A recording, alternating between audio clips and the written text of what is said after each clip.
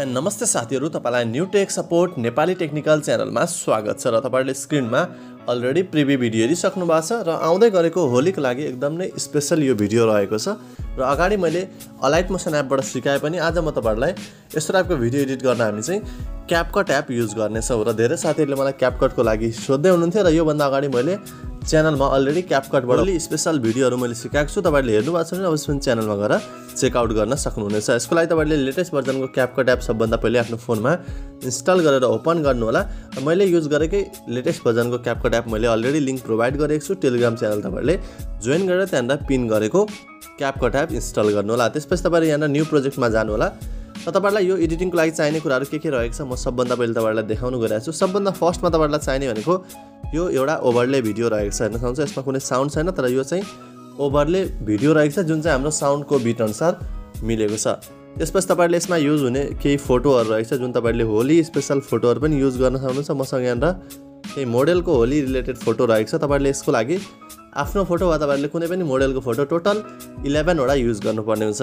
त्यसपछि सिम्पली तपाईहरुले अर्को भनेको ब्याकग्राउन्ड म्युजिकको एउटा भिडियो रहेको छ।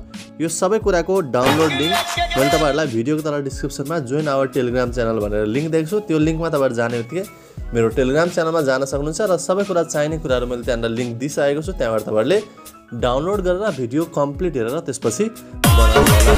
ओके, सबभन्दा फर्स्ट स्टेप भनेको तपाईहरु क्यापकट एपमा आउनु होला।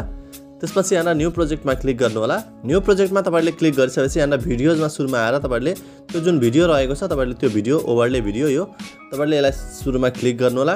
त्यसपछि यहाँ फोटोजमा जानु होला र तपाईहरुले यहाँ 11 वटा टोटल फोटो सिलेक्ट गर्नुपर्ने हुन्छ। मसँग यहाँ केही मोडेलहरुको फोटो रहेको छ। म तपाईहरुलाई यहाँ टोटल 11 वटा फोटो सिलेक्ट गरेर देखाउँछु।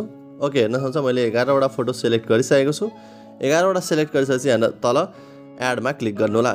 यति गरिसकेपछि तपाईहरुको फोटो आउनेछ। हेर्न सक्नुहुन्छ हाम्रो फोटो र भिडियो आइसकेको छ। सबभन्दा फर्स्ट स्टेप भनेको तपाईहरुले यहाँ तल एउटा अप्सन रहेको छ रेशियोलाई क्लिक गर्नु होला र तपाईहरुले यहाँ 16:9 रेशियो सुरुमा सिलेक्ट गर्नु होला। यसपछि एकचोटी ब्याक जानु होला। ब्याक गएपछि तपाईहरुले भिडियोलाई क्लिक गर्नु होला। तल यहाँ एउटा अप्सन रहेको छ एडिट भन्ने, एडिटमा क्लिक गर्नु होला र रोटेटमा एकचोटी क्लिक गर्नु होला। यसपछि यतिखेर तपाईहरु फोटोमा जानु होला। ओके, फोटोमा गएपछि फेरि यहाँ तपाईहरुले एडिटमा जानु होला, रोटेटमा जानु होला। यसरी नै तपाईहरुले जतिवटा फोटोहरु एड गर्नुभएको छ सबैलाई टर्न बाइ टर्न क्लिक गर्दै रोटेट गर्नु होला। किनभने हामीले पेन्डुलम एनिमेसन युज गर्नेछौँ जसले गर्दाखेरि यस्तो टाइपले रोटेट गर्नुभयो भने बल्ल तपाईहरुको पेन्डुलम एनिमेसन चाहिँ इफेक्टिभ देखिनेछ। ओके, हेर्न सक्नुहुन्छ मैले सबै फोटोलाई रोटेट गरिदिसकेको छु र तपाईहरुको यदि इन्डिङ छ भने इन्डिङलाई क्लिक गरेर डिलिटमा क्लिक गरिदिनु होला।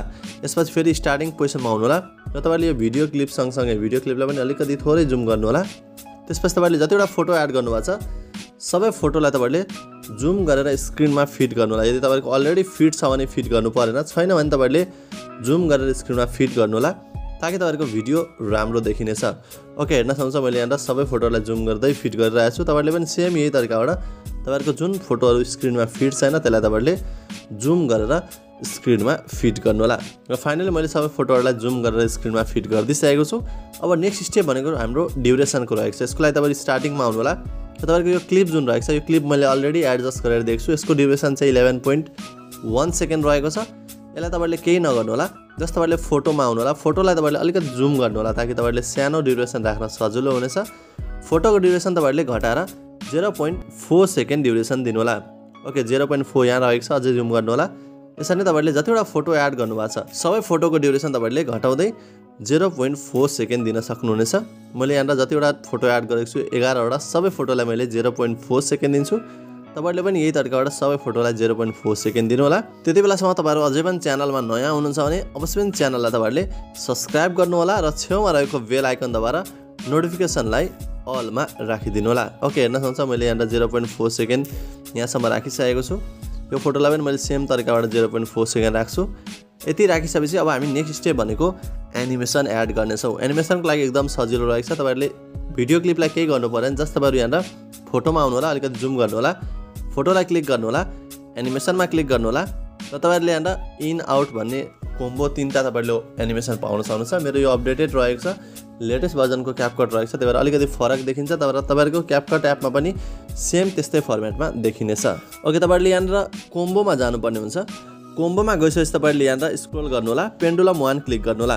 यतिखेर अर्को फोटो यहीँबाट सिलेक्ट गर्नु होला र तपाईहरुले यसलाई पनि पेन्डुलम 1 दिनु होला सेम यसरी नै तपाईहरुको जतिवटा रहेको छ फोटो सबै फोटोलाई तपाईहरुले टर्न बाइ टर्न सिलेक्ट गर्दै पेन्डुलम 1 एनिमेसन दिनुपर्ने हुन्छ र हेर्न सक्नुहुन्छ मैले सबै फोटोलाई पेन्डुलम 1 एनिमेसन दिइसकेको छु तपाईहरुले पनि सेम यही तरिकाबाट पेन्डुलम 1 एनिमेसन दिनु होला र धेरै साथीहरुले भिडियोमा चाहिँ डाउनलोड लिंक मैले पाइन कसरी डाउनलोड गर्ने भनेर सोध्दै हुनुहुन्छ यसको लागि तपाईहरुले जहिले पनि भिडियोलाई कम्प्लिट हेर्नु होला मैले सबै कुरा भिडियो भित्रै भनेको हुन्छु पेन्डुलम 1 तपाईहरुले सबै फोटोलाई दिइसकेपछि जस्ट यसलाई ओके गर्नु होला ओके गर्छपछि फेरि तपाई स्टार्टिङमा आउनु होला यानी कि फोटोको स्टार्टिङमा भिडियो क्लिपलाई केही गर्नु परेन फोटोको स्टार्टिङमा आइसकेपछि अब हामीले यसमा एउटा इफेक्ट एड गर्ने छौं यसको लागि तपाईहरु इफेक्टमा जानु होला भिडियो इफेक्टमा जानु होला यसको लागि इन्टरनेट चाहिँ अन गर्नुपर्ने हुन्छ त्यसपछि यहाँनेरि आउनु होला मेरोमा थुप्रै इफेक्ट नयाँ इफेक्ट देखिरहेछ तपाईहरुकोमा नदेखिन सक्छ तर तपाईहरु यहाँ स्पार्कमा जानु होला स्पार्कमा गएपछि यहाँ मेटियोर पाउन सक्नुहुन्छ तपाईहरुको स्पार्कमा छैन भने अरुमा खोज्नु होला यसपछि यसलाई ओके गर्नु होला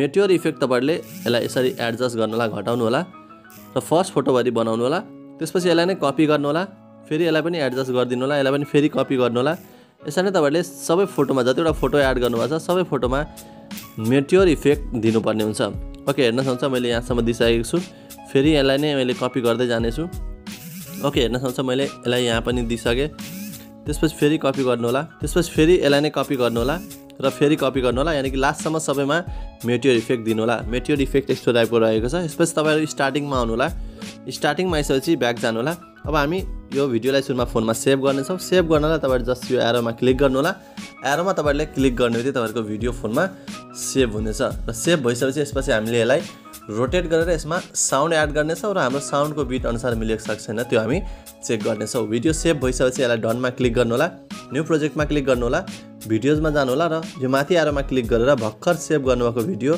कहाँनेर रहेको छ त्यहाँ गएर त्यो भिडियोलाई सिलेक्ट गरेर एडमा क्लिक गर्नु होला यसपछि तपाईहरुले जस्ट त्यो भिडियोलाई क्लिक गर्नु होला त्यो भन्दा अगाडि तपाईहरु यहाँ तल आउनु होला रेशियोमा जानु होला र 9:16 रेशियो सिलेक्ट गर्नु होला यसपछि ब्याक जानु होला त्यो भिडियोलाई क्लिक गर्नु होला त्यसपछि तल आउनु होला एडिटमा क्लिक गर्नु होला र रोटेटमा तपाईहरुले 3 टाइम्स क्लिक गर्नु होला यति गर्नुले तपाईहरुको रोटेट हुनेछ त्यसपछि तपाईहरु फेरि स्टार्टिङमा आउनु होला हेर्नुहुन्छ हाम्रो रोटेट भइसकेको छ अब यसमा हामी साउन्ड एड गर्ने छौं साउन्ड एड गर्नलाई तपाई स्टार्टिङमा आउनु होला एड अडियोमा क्लिक गर्नु होला एक्सट्र्याक्टेडमा क्लिक गर्नु होला तपाईहरुले मैले एउटा ब्याकग्राउन्ड म्युजिक दिएको छु भिडियो त्यो भिडियो तपाईहरुले सिम्पली सिलेक्ट गरेर इम्पोर्ट साउन्ड अन्लीमा क्लिक गर्नु होला यति गर्नुति हाम्रो साउन्ड र भिडियो बराबर रहेको छ र एन्डिङ छ भने एन्डिङलाई क्लिक गरेर डिलिट गर्नु होला त्यसपछि ब्याक जानु होला र भिडियो हाम्रो फाइनली कस्तो बनेको छ तपाईहरुले लाइभ देख्न सक्नुहुनेछ